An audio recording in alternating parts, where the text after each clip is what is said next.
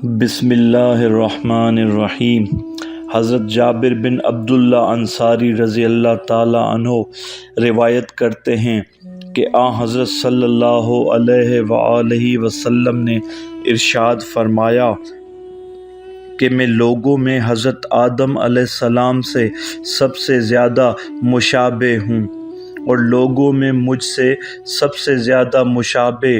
خلق و خلق میں حضرت ابراہیم علیہ السلام ہیں، اور اللہ تعالیٰ نے بالائے عرش میرے 10 نام رکھے ہیں اور میرے اوصاف بیان کیے ہیں، اور ہر وہ رسول جس کو اللہ نے اس کی قوم کی طرف مبعوث کیا اسے اس کی زبان میں میرے آنے کی بشارت دی، تو توریت میں میرے نام کا ذکر کیا اور اہل توریت و انجیل میں میرے ذکر کو پھیلایا، اور اللہ تعالیٰ نے اپنی کتاب کا مجھے علم دیا، مجھے اپنے آسمانوں میں بلند کیا، اور اپنے اسماء میں سے ایک نام میرے لیے مشتق و ماخوذ کیا، وہ خود محمود ہے تو میرا نام محمد رکھا، اور میری امت کے بہترین دور میں مجھے مبعوث کیا۔ توریت میں میرا نام عہید بتایا، اور توحید کی وجہ سے میری امت کے اجسام پر جہنم کو حرام کر دیا، اور انجیل میں میرا نام احمد رکھا، پس میں اہل آسمان میں محمود ہوا اور میری امت کو حامدین قرار دیا، اور زبور میں میرا نام ماحی قرار دیا۔ میرے ذریعے اللہ تعالیٰ بت پرستی کو محو کرے گا، اور قرآن میں میرا نام محمد قرار دیا، اور قیامت کے دن قضایا فیصل کرنے میں محمود ہوں گا۔ میرے علاوہ کوئی دوسرا اللہ کی بارگاہ میں شفاعت نہ کر سکے گا، اور عرصہ محشر میں میرا نام حاشر ہوگا، لوگ میرے حکم پر محشور ہوں گے، اور میرا نام موقف بھی ہے، اللہ کے حضور میں لوگوں کو کھڑا کر دوں گا، میرا نام عاقب بھی ہے، میں تمام انبیاء کے عقب اور بعد میں آیا ہوں، میرے بعد کوئی رسول نہ ہوگا۔ مجھ کو اللہ تعالیٰ نے رسول رحمت، رسول توبہ، رسول ملاحم، جنگ و جدال اور مقتضی سب سے بعد میں آنے والا بنایا ہے، اس لیے کہ میں انبیاء کی جماعت میں سب سے پیچھے بھیجا گیا۔ میں مقیم کامل و جامع ہوں۔ مجھ پر اللہ تعالیٰ کا احسان ہے کہ اللہ تعالیٰ نے مجھ سے فرمایا، اے محمد، میں نے تمام رسولوں کو ان کی قوم اور ان کی زبان میں مبعوث کیا، اور میں نے تمہیں ہر سرخ و سیاہ پر رسول بنایا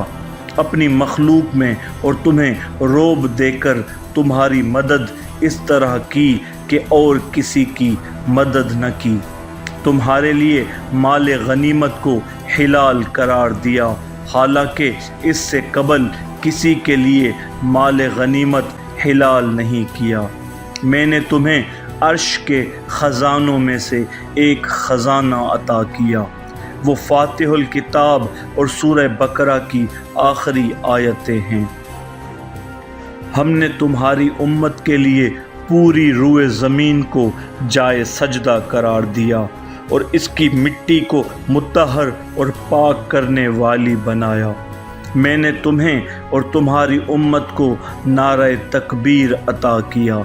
میں نے تمہارے ذکر کو اپنے ذکر کے ساتھ رکھا، چنانچہ تمہاری امت کا کوئی بھی شخص جب میرا ذکر کرے گا تو تمہارا بھی ذکر کرے گا۔ پس اے محمد، یہ خوشخبری تمہارے لیے اور تمہاری امت کے لیے ہے۔ حضرت علی علیہ السلام نے روایت کی کہ حضرت صلی اللہ علیہ وآلہ وسلم نے فرمایا،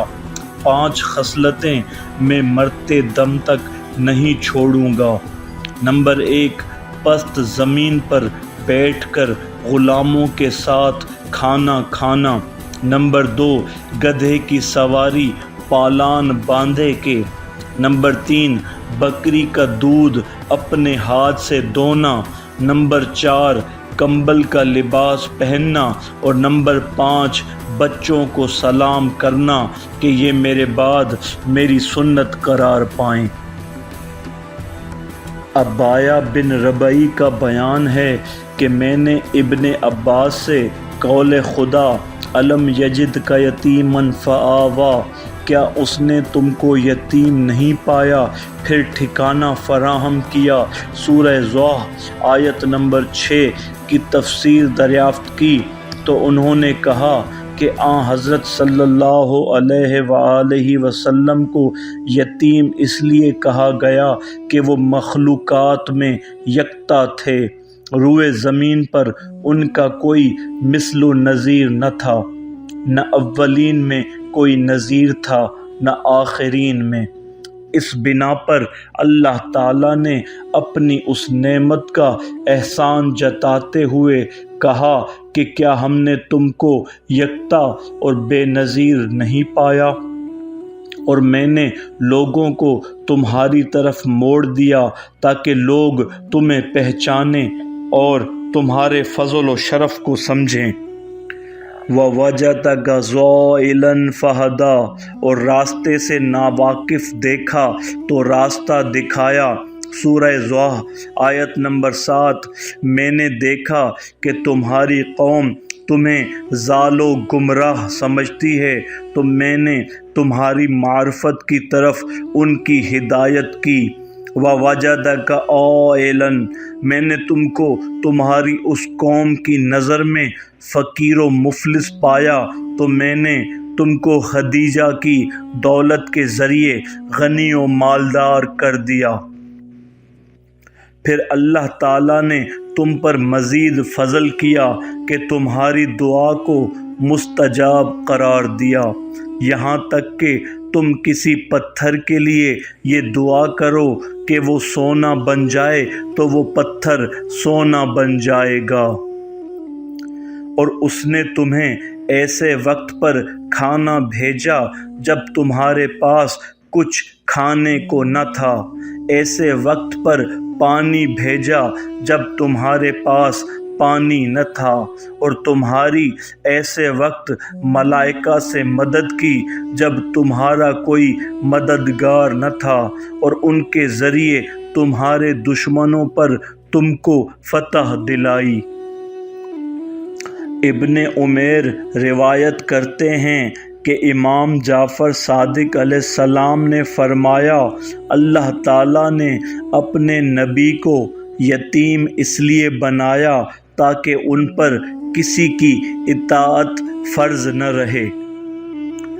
عبداللہ بن سنان نے امام جعفر صادق علیہ السلام سے عرض کیا کہ مولا، کیا وجہ ہے کہ رسول اکرم صلی اللہ علیہ وآلہ وسلم کی کوئی اولاد نرینہ باقی نہ رہی؟ تو آن جناب نے فرمایا، اس لیے کہ اللہ تعالیٰ نے محمد صلی اللہ علیہ وآلہ وسلم کو نبی کی حیثیت سے اور علی علیہ السلام کو وصی کی حیثیت سے خلق کیا، پس اگر رسول اللہ صلی اللہ علیہ وآلہ وسلم کے بعد آپ کا کوئی فرزند باقی رہتا تو وہ امیر المؤمنین علی علیہ السلام سے زیادہ وصی بننے کا حقدار ہوتا، اور امیر المؤمنین علی علیہ السلام کی وصایت ثابت نہ ہو سکتی۔